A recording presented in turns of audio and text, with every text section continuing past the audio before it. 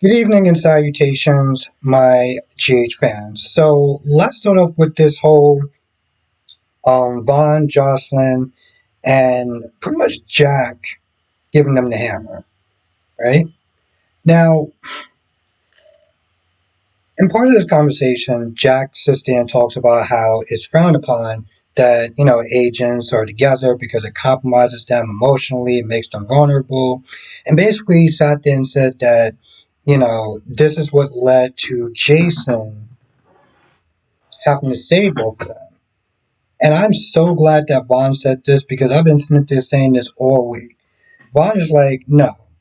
What wound up happening was you had a double agent under your nose for years that pretty much kind of sold them down the drain. So if you want to sit there and start talking about blame and, oh, well, let the Jason, saving us, it was like, well, Jason wouldn't have to save us if you would have knew, you know what I'm saying? Like, bro, you're a super spy and you had a double agent under your nose?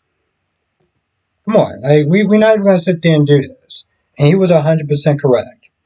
But after that, and also, I listen, Jocelyn may be a smartass, but she's like, yo, listen, how you gonna sit there and start talking about protocol when you are literally sitting there dating her mother? But you wanna sit there and start spouting about protocol. Okay. Now after that little bit of I guess his version of tongue lashing, which I'm like, they made some great points as well. Um they want to know the connection between Britt and Dalton. And also, Vaughn got promoted. Well, he got promoted because let's be honest, Colette was a traitor, and he needs somebody that is ready to go as far as being his second in command. And Jocelyn's just going to sit there and go to school until she is needed. And before he leaves, he's like, you got 24 hours to be together before whatever this is going on. This is just not going to happen moving forward. Now,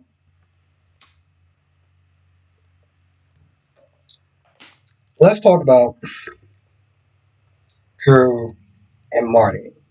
Now, Drew wants to sit there and hire Martin again, and Martin's like, I'm sorry, what? Martin's like, okay, you know what? Fine. You want to sit there and you want to sit there and give me a bump in pay? Okay. I mean, what are you going to do for Stella? And long story short, Drew made the charges against Stella and him go away in exchange to work for Drew again to be his attorney. And part of me is like, you really couldn't find nobody else. But I guess he needed somebody on hand because once he is his attorney, he tells him that he needs an injunction on the safe that's in his room. And he tells him flat out, hey, listen, I got um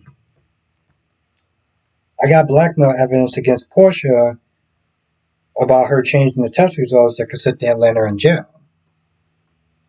Now, on the other end, Chase comes back and tells Anna that, he has a receipt, the receipt from him and Judge Harridan, basically Smith is saying that he gave the judge like $1 million. When Justine comes, Justine's like, okay, so do you have any paperwork to sit there and back up a receipt from Drew to the judge? And he's like, well, no. And I was like, wait, so let me get this straight. Brick practically made it seem like this was a done deal. Like, oh, I made it look like, it was Drew that bribed the judge. And like, but you don't actually have any paperwork to back that up. So all you have is a receipt in Drew's safe.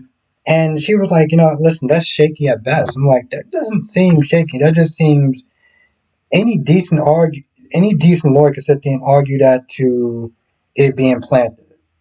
So I'm kind of just like, you pretty much kind of made sure that you pretty much kind of made it sound like that was a slam dunk, and that does not come across as a slam dunk. Now, Anna and Chase, well, first of all, when Chase is they're talking about like, because Justine is like, why would he pay the judge to bribe her from Michael to win Wouldn't it make more sense to sit there and bribe the judge to destroy Willow was? But Chase, in this emotional rant, pretty much was sitting there saying that Drew wants to sit there and use the fact that she needs to get her kids back as leverage to sit there and be with her, or for her to sit there and be with him, so he could sit there and play Captain Saber. Well, I'm not gonna say that last sentence, but yeah. So Justine's like, all right, let me sit there and interview Drew and see what I can get out before he decides to like really lawyer up or whatever, because they're are before the judge is able to sit there and block her access to him. Since she already knows about, since she got an alert basically saying that there's an injunction on the safe. So anything that you find, any motive or whatever, is going to get tossed out. So when she leaves, long story short, Anna's like, you're emotionally compromised. The way you was there, um, with your conduct with her, and the fact that Anna was like, basically sitting there saying that Willow would have motive if she found out that Drew was the one that paid the judge to rule in Michael's favor. Because she's going to sit there and come to that same conclusion, like, I was going to sit there, you calculated I was going to run back to you eventually to get my kids back because she didn't really have a lot of options. And I would sit there and just make her snap. Now that I can understand, that I can sit there and get behind. But Chase is like, she wouldn't do that. And I think he even says something along the lines of, I should give her a heads up. And Anna was like, no, no, no, no. This is what you're not going to do. Okay? Because it's very clear that you are emotionally compromised when it comes to the Drew and defending Willow. We're not going to do that. Like, Will already has a lawyer, or she will have a lawyer. So, like, and I think at this point, Martin is probably going to want to bring her lawyer since Rick is tied up with a ball gag in his mouth. Um,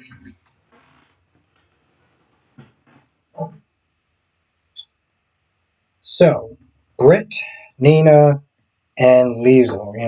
This conversation gets heated, and I see where Liesel's coming from. Because Liesel pretty much had to do the worst thing that any parent could sit there and do, which is to outlive a child, right?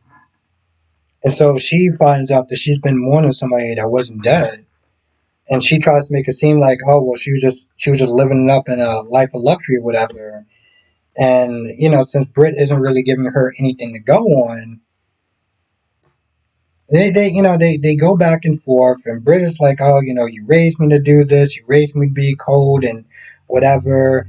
And I'm kind of just like, just because she raised you to do that, you still have choices. So let's not sit there and try to blame all her parenting skills or why you did what you did on her. Let's not do that because you are a grown ass adult.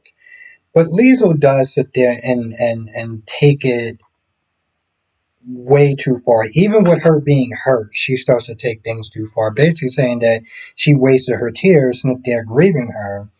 Um, and I think she said something along the lines of like, it's better off if you were actually dead.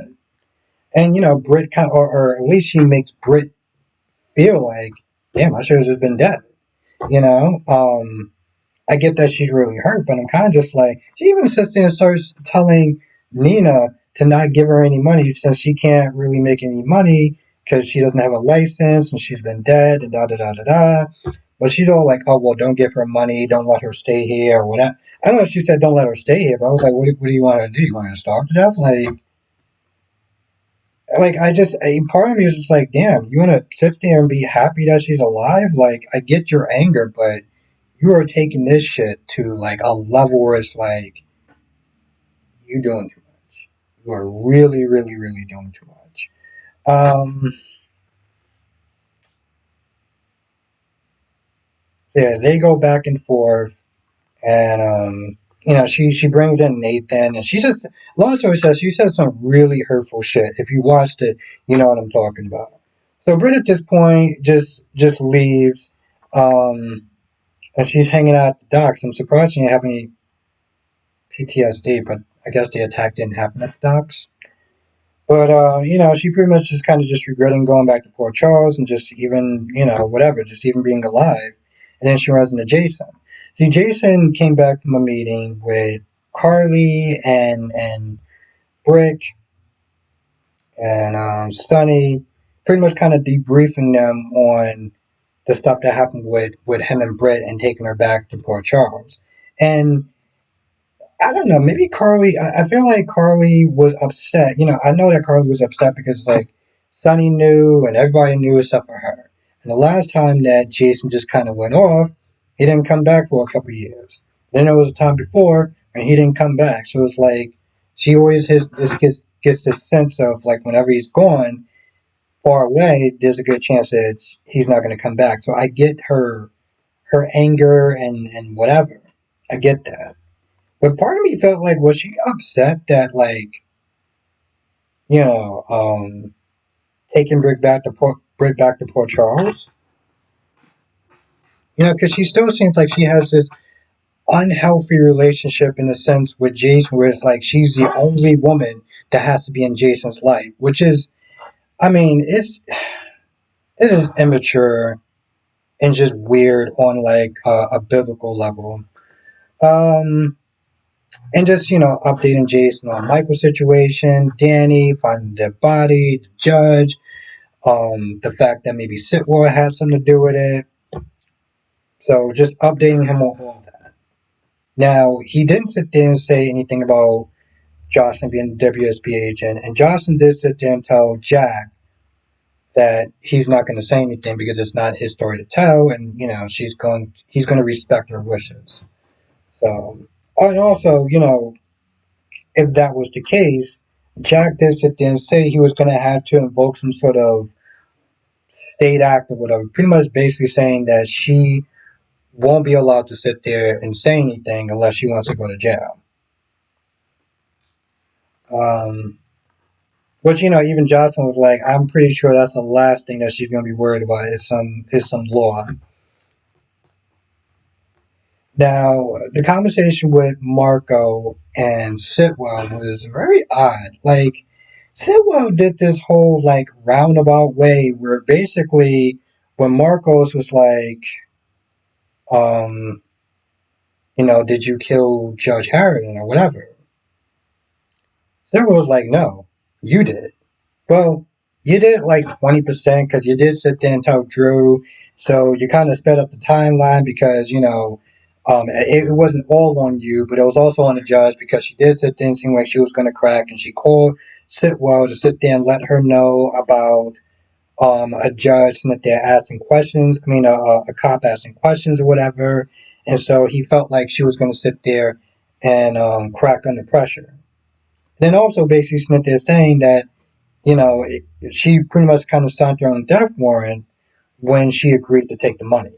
So I'm kind of just like, you blame him, but you don't just blame him. You blame her, and then you basically sit there and say, yeah, I did it, but you did it. I'm just like, bro, was all of that really necessary? All he pretty much asked you was, did you kill the judge? And he could have said, yes, I did, and it wasn't just on me, it was kind of on you. But it went into this whole explanation where you're just like,